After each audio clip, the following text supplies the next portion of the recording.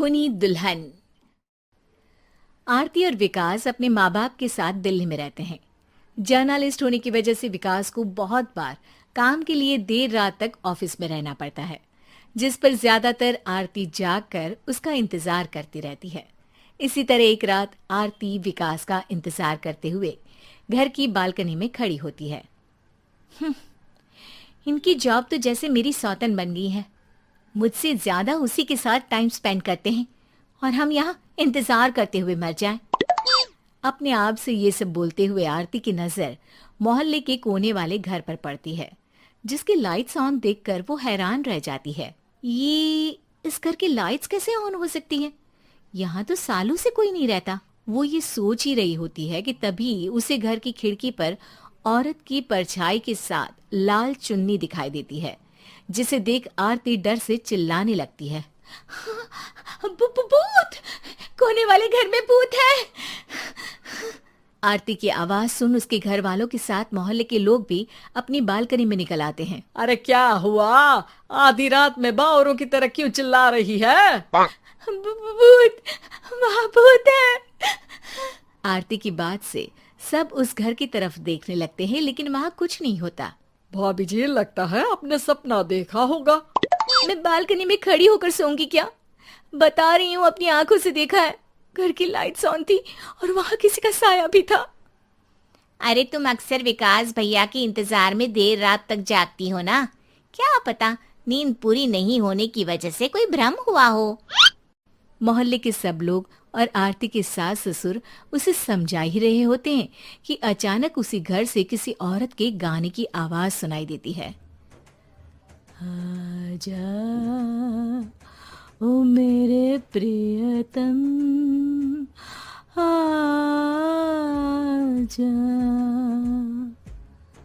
आवाज सुन सब हैरानी और कंफ्यूजन से उस घर की तरफ देखने लगते हैं कि तभी उन्हें लाल जोड़े में औरत का साया वहां दिखता है, जिसे देख पूरा मोहल्ला सकते में आ जाता है।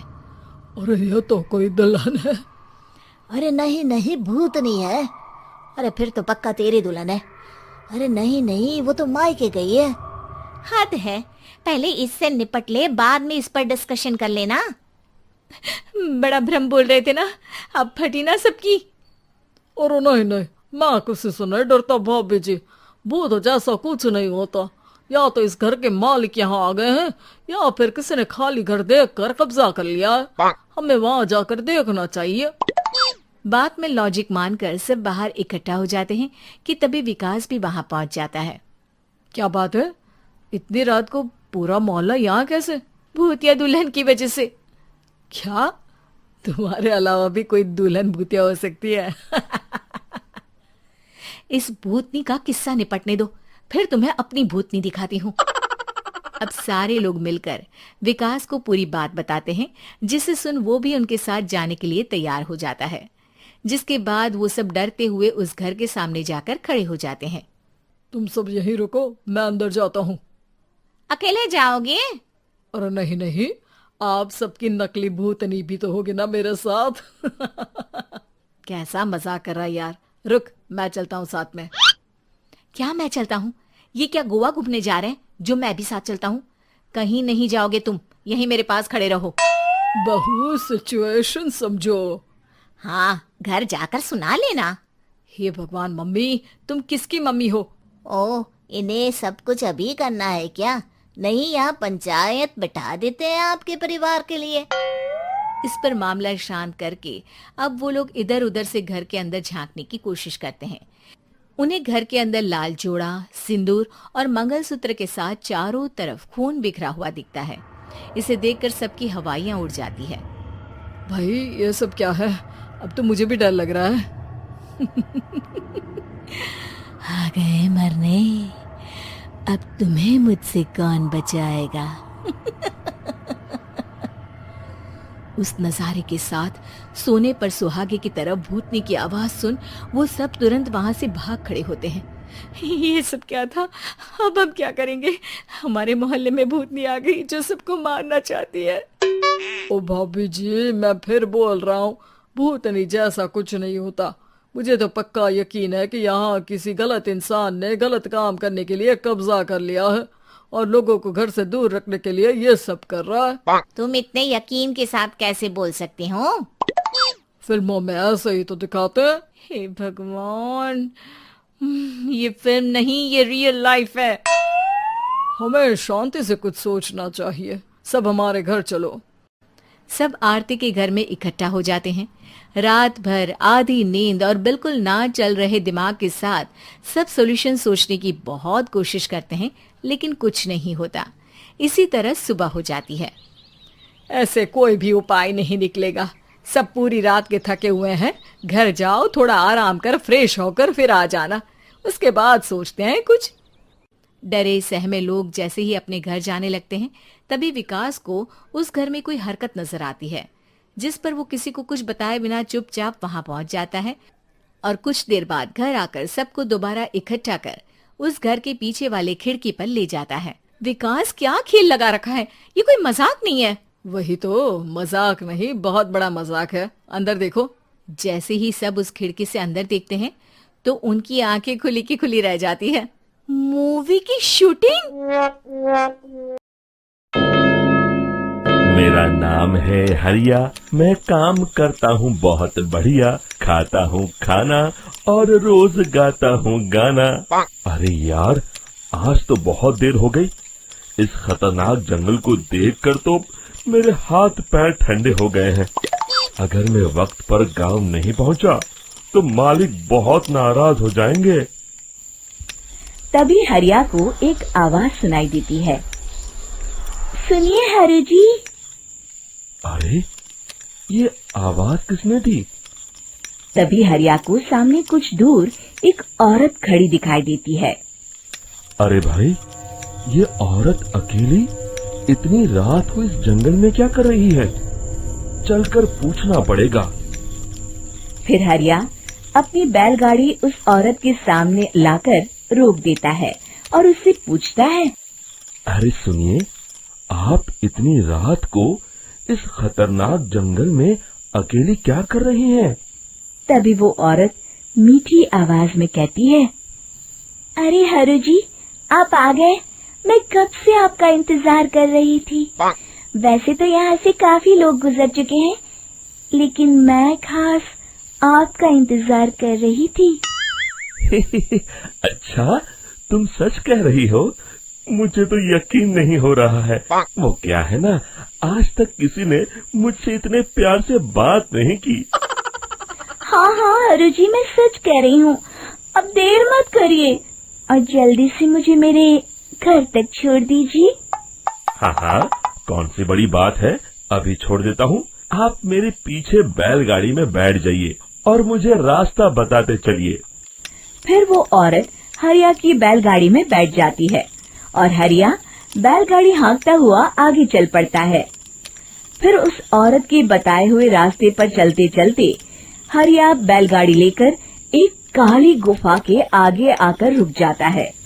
हरिया उस औरत से पूछता है, देवी जी, आपका घर कहाँ है?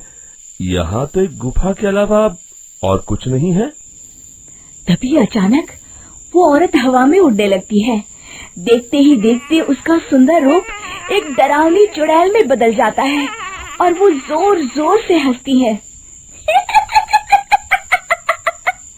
अरे तू तो एक नंबर का बेवकूफ निकला। तू तो बड़ी आसानी से मेरी बातों में आ गया। अरे मर गया रे, ये तो एक चुड़ैल है। हे भगवान बचा ले, ये तो बड़ी डरावनी दिखाई दे रही है। और फिर अगले ही पल हरिया की बैलगाड़ी में रखा सारा सामान हवा में उड़ता हुआ उस काली गुफा के अंदर चला जाता है और वो चुड़ैल भी उस गुफा के अंदर जाकर कहीं गायब हो जाती है। हरिया ये नजारा देख बुरी तरह घबरा और परेशान हो जाता है। अरे, ये चुड़ैल तो मेरा सारा सामान लेकर गुफा में गायब हो गई। अब क्या होगा? अगर मैं गांव खाली हाथ गया तो मालिक मेरी अच्छी खबर लेंगे। मेरी इस बात का कोई यकीन भी नहीं करेगा। फिर आखिर वही हुआ। हरिया के मालिक चंपक सेठ को हरिया की किसी भी बात पर रत्ती भर भी यकीन नहीं हुआ। चंपक सेठ को लगा हरिया झूठ बोल रहा है और उसने ही लालच में आकर सारा सामान हड़प कर लिया है। फिर हरिया को बेईमान समझकर चंपक सेठ उसे काम से निकाल देता है।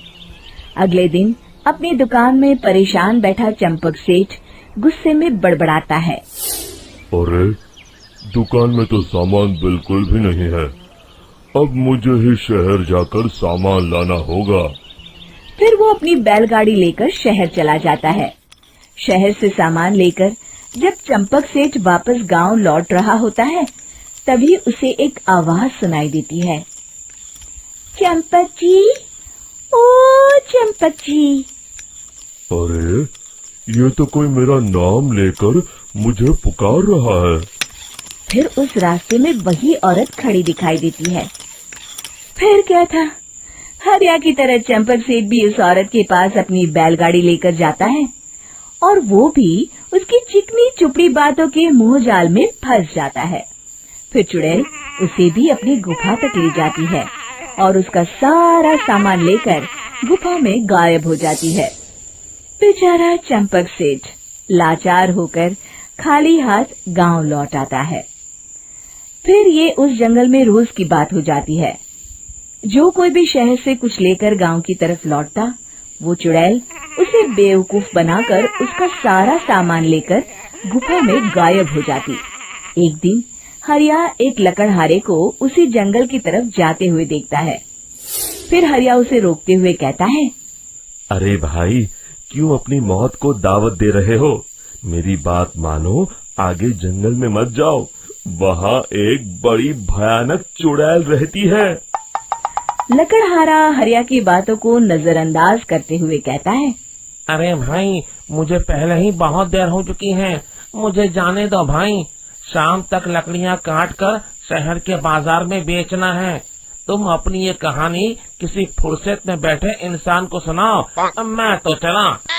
इतना कहकर लकड़हारा वहाँ से आगे जंगल की तरफ चला जाता है। फिर अगले दिन गांव के मुखिया के घर के बाहर बहुत सारे लोग जमा हो जाते हैं। तभी हाथ में कुल्हाड़ी लिए खड़ा लकड़हारा कहता है, अरे मुखिया जी, अब आप ही हमें बचाइए उस जंगल वाली चुड़ैल से।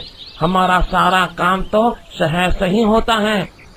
अरे मुखिया जी, उस चुड़ैल की वजह से तो मैं पूरी तरह बर्बाद हो गया हूँ। हम सबको मिलकर उस चुड़ैल का कोई इलाज करना पड़ेगा। तभी भीड़ में खड़ा वीरा कहता है, आप लोग चिंता मत करिए, कल से वो चुड़ैल किसी को नहीं लूट पाएगी। मेरे पास एक बहुत अच्छी तरकीब है। तभी चंपक सेठ उसका मजाक उड़ाते हुए कहता है, अरे तेरा नाम वीरा है तो क्या हुआ? तूने अभी उस चुड़ैल को देखा नहीं है? जाकर अपना काम कर, बड़ा आया। तब मुखिया जी कहते हैं, नहीं नहीं चंपक सेठ, मुझे लगता है हमें इस लड़के को एक मौका देना चाहिए। फिर सभी गांव वाले मुखिया जी की बातों से सहमत हो जाते हैं और वीरा शाम को एक बैलगाड़ी में कुछ सामान लादकर उस जंगल की ओर चल देता है। वीरा, ओ वीरा, कहाँ जा रहा है? तभी वीरा मुड़ के देखता है, वही चुड़ैल एक औरत के रूप में खड़ी है। अरे बहन जी, मैं आपको ही ढूंढ रहा था। देखिए, मैं आपके लिए क्या लाया हूँ। अरे वाह, तो खुद मेरे लिए इतना सामान लाया है। तू ही अकेला गांव में समझदार है। जरा देखो, मैं भी खोल के, बड़े भूख लगी है। जैसे ही चुड़ैल उस सामान पर से कपड़ा हटाती है, एक भगवान शिव की तेज रोशनी उसके अंदर मूर्ति से निकलती है और चुड़ैल अपने असली रूप में आकर जलने लगती है। अरे मैं जल रही हूँ, बचाओ! बचाओ! ओम नमः शिवाय! मर गई मैं! देखते ही देखते वो चुड़ैल राख के साथ उड़ जाती है और सभी गांव वाले भी वहां आ जाते हैं। शिक्षा बुराई पे सदा अच्छाई की ही जीत होती है।